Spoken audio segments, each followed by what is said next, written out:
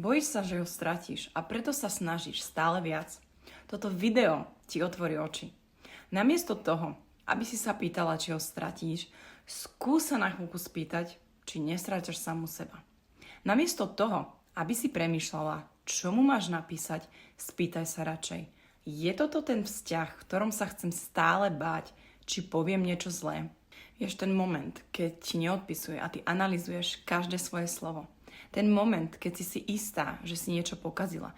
Ten moment, keď radšej mlčíš, len aby si ho nestratila.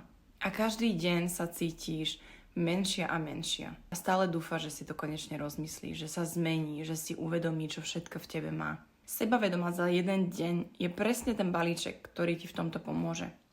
Ideme do hĺbky tvojho podvedomia, do miest, kde si sa naučila, že máš bojovať o lásku a kde to môžeš konečne pustiť. Ak cítiš, že je v tvojom živote a v tvojich vzťahoch konečne čas na zmenu, tak choď do môjho profilu a rezervuj si konzultáciu k Sebavedomá za jeden deň.